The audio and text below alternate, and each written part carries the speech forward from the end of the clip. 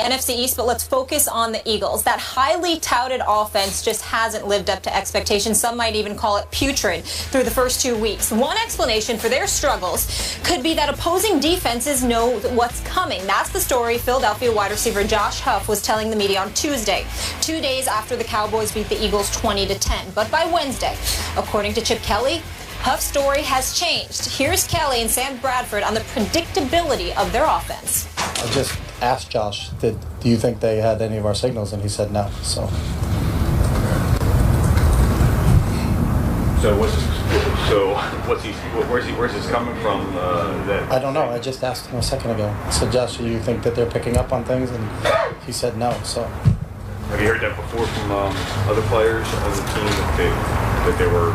No, I mean, I think there's certain things that everybody does that's predictable from a tendency standpoint. When you line up in this formation, 75% of the time you do this, 25% of the time you do this, but there's nothing I don't think anybody does offensively or defensively that's 100% of the time. I've said all along, it's not the most complex offense in the world. I think, we try to play fast, but, when you play fast, I think we do have certain tendencies. I think, Dallas did a good job at recognizing some of those. But, like I said, we have answers, regardless of what the coverage is, we've got answers and we've got to be able to get to those. All right, they have answers, Skip. Has the NFL figured Chip Kelly out? I must say my Dallas Cowboys certainly have. I think we saw that 2 straight years in Philadelphia. Okay. And I very much figure that Todd Bowles and his New York Jets defense will continue to expose Chip Kelly's college offense, his Oregon offense, as little more at this point than a lame duck attack, if I might. Okay. And who better to call attention to this, to call it out, to drag all this out into the spotlight than a former Oregon Duck named Josh Huff. Chip drafted Josh Huff in the 3rd round, 2014, out of Oregon. So who better? Thank you very much, Josh. Even though naturally Chip Kelly said that Josh didn't say what we all heard him say, but Josh wasn't referring to signal stealing, to cheating of any kind. He was referring to tendencies, predictability, and who better to hear that Cowboy players were calling out plays before the snap than a Josh Huff. He's a backup wide receiver, but he is a wideout, and he did play. Got it. So he's going to line up wide occasionally on the side that features the Dallas Cowboys. So he can hear them yelling the play as he lines up at the wide receiver spot, right? Before the ball is snapped. Right. So I thought Sam Bradford was very honest, maybe painfully honest, because he's the first to say, what we're doing is not complex. We're trying to beat you with tempo, with fast break. But what we're doing, I'm paraphrasing slightly what Sam said, very honestly, we're simple. We're not going to beat you with creativity. We're going to beat you with speed, okay? With snaps, snap, snap, snap, before you can get set. Well, that's very interesting to me because Rod Marinelli, coordinator of my Dallas Cowboys, has figured out those tendencies. And Chip agreed that 75% of the time out of this formation, we're probably going to do that. Right. And maybe they were just guessing right all day on Sunday, holding, again, not your Eagles, but those Eagles to barely, what did you call it? You said the score should have been 20-3, right? 20-3. Yeah, so they should have had 3 points at home. Really? So they did get in the end zone late, thanks to Jordan Matthews' touchdown. But my point is this. Chip Kelly wants to be the star of the Philadelphia Eagles. And we agreed in the offseason after he made move after bombshell move to remove this guy, this guy, this guy. It's Chip's show. Right. He's the center of attention. He's the ringmaster. Okay, show us, Chip. And so far, so bad. Because, remember, his quarterback, Sam Bradford, whoever, Nick Foles, whoever it was, he won't allow them to check out of bad plays. So the defense, even though the snap's coming quickly, you can do whatever you want on defense. You can set where you're going to set, and he's not going to check out of it because his coach won't allow him to audibilize.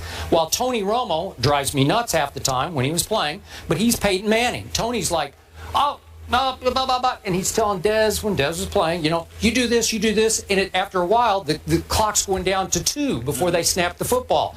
Well, the Eagles don't want to do that. So whatever defense you set in is set in concrete. You don't have to worry that they're going to trick your defense. Yeah, but what I'm trying to, I understand that, and I appreciate the explanation. What I'm trying to gather is, what are you peeling from this? Do you think that's a problem? Huge problem, because now that people are on to that, tendency-wise, maybe Chip's going to flip the script this time and try to run this out of that formation. But I think Chip is one of those guys I always talk about. He walks in the room, he's walked in this room, and he thinks he's the smartest guy in the room, and a lot of times he has been the smartest guy in the room, but he's going to dig in and show you, prove to you, I'm the smartest guy in the room. So is he going to change personnel this week? Nope.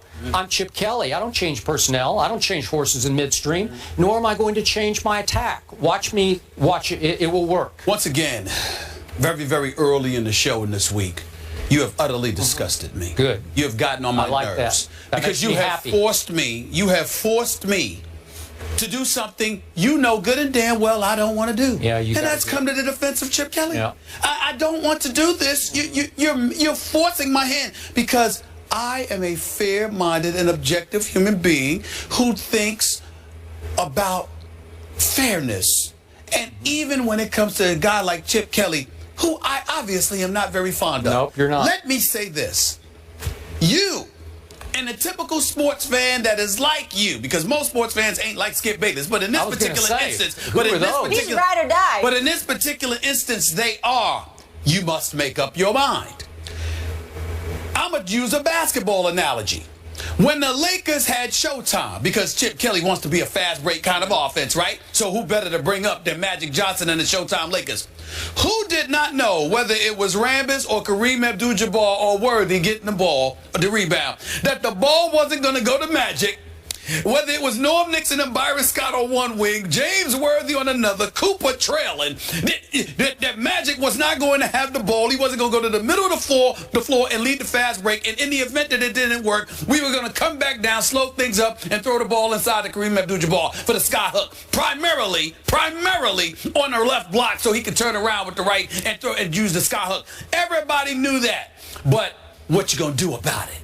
Michael Jordan is the greatest player that I've ever seen. We all knew what Michael Jordan was gonna do, but at the end of the day, what you gonna do about it? Bill Belichick with Tom Brady. We all know that Tom Brady is a bad boy. He ain't the bad man that Aaron Rodgers is, but he's a bad boy. But whatever. But at the end of the day, what you gonna do about it? See, that's the issue here. Okay. And so what I'm saying to you, I'm just saying to you to make my point. When we talk about Chip Kelly, in fairness to Chip Kelly, I believe he's absolutely right when he says, considering the film studying and all the dissecting that goes into coaches game planning for a particular opponent, everybody pretty much knows what you're gonna do. Not all the time, but most of the time. The question is, what you gonna do about it?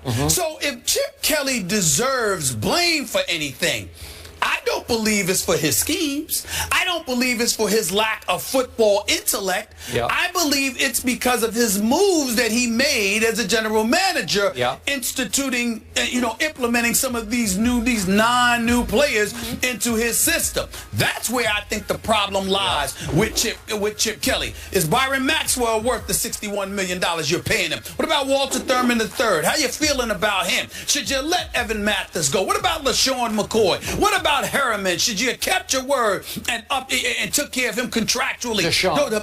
Deshaun Jackson before that, Jeremy Maclin this offseason. Should you have paid the money and kept him? Those are legitimate questions against Chip Kelly. Okay, but not from a schematic perspective, because I think for the most part, everyone knows what you're going to do. The question is, can you stop it? Okay, so here's my problem with your analogy. Chip Kelly wants to be Magic Johnson. He wants to be Kareem and MJ and Tom Brady because he doesn't have a Magic on the football field that I can see. Not yet. I don't see one. Do you see an MJ? Do you see a Tom Brady out there? No, because he doesn't care. They're all cogs in his system. But that's what I'm saying. We agree on that. Yeah. My point is, that's what we should be attacking him for. The personnel changes that he made, in alignment with what he wants to do on the football field. Yeah. But I don't think that it should be a story that Huff or a Sam Bradford are saying that we're relatively predictable, because I think for the most part, most of these teams are predictable to opposing coaches. The thing is, there's but so much you can do about it. When we talk about Megatron, and we talk about the catch, it was a catch. Who in God's name didn't know that ball wasn't going to Dez Bryant? We knew. The question is, what you gonna do about it, Green Bay? And when Dez went up and got the ball, the only thing that did something about it was the ground and the officials. The opponent for the Green Bay Packers couldn't do anything about it because he couldn't hang with Dez Bryant. That's all I'm saying. That's what I used to say about Deshaun Jackson and what I used to say about LaShawn McCoy. What you gonna do? How you gonna stop him? Because I don't know. So again, they're too good. So again, we're not talking about Chip Kelly schemes. We're talking about Chip Kelly, the personnel guy who's decided, I didn't need those guys. Yes, you did. Therefore, we wouldn't be talking about predictability. We'd be talking about, so what you know what he's going to do, what you going to do to stop it. Okay, so let's look at DeMarco Murray. Chip pulls off the ultimate, watch this. Watch me. Watch it. I'm going to tweak Dallas. I'm going to ruin Dallas. And I'm going to bring him into the fold for X, whatever it was, $24 million guaranteed. Right. Way overpaying for DeMarco at this stage and age of his career. That's just me. That's just you. But am I going to change my offense? Nope. Am I going to line up in the I formation and hand it to DeMarco the way Dallas sometimes does? Nope, not going to do that. So I can even make the case now, DeMarco's got a hamstring issue. Maybe Ryan Matthews is a better fit because they already had him in the fold. Maybe he's a better fit. Maybe they'll be more dangerous. Look, with all due respect, you can make the argument that you're a better fit than DeMarco Murray, considering, I mean, you got 11 yards on 21 carries. What's that, -1, -2 yards? I mean, who the hell? I could do that. Hand me the ball and let me just drop, and I'd still average as many yards as DeMarco Murray is running. Yeah. I mean, come on. Literally, this is not an exaggeration. It's not an engagement in hyperbole. I could literally get handed the ball by Sam Bradford right now, Stephen A. at 47 years of age on an NFL football team. I believe you that. can hand me the ball. I believe you that. can hand me the ball, and I literally can drop on the ground and average just as many yards as DeMarco Murray is right now. That's just a fact. So the point is, again, we ain't talking about this. We're not talking about his schemes. We're talking about what he has chosen as his personnel. It's one of those, at the end of the day, this is what it comes down to. Some coaches, most coaches, have no business being involved in personnel decisions. They just need to coach what the GM gets them. Because when they get to make their own decisions, it usually does not work out for the better in football. Maybe in basketball it might be a little bit differently, but in the sport of football, as complicated as it is, the 53-man roster, offense, defense, special teams, the personnel, the depth that you have to have at each particular position, it's just entirely too much for a coach to have to deal with. He should not have that responsibility. That's what the argument that could be made here against Chip Kelly. Well, you love you some Chip Kelly. I got to say. Don't say that was great defense. Don't do that. Chip Kelly versus Todd Bowles? I told you, I'm the ultimate district attorney. Man. Yes, you are. He's just fair. I'm just fair. Yeah. But I'll take You're you here out. for the people. I'll take you out. I'll convict you. You'll take any case and try to win it. Right? I would win most cases. Unless opposed. You got to believe in yourself before anyone else does, right? No, you know it.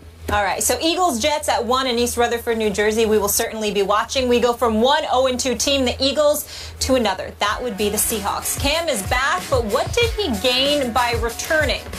We'll get into that next.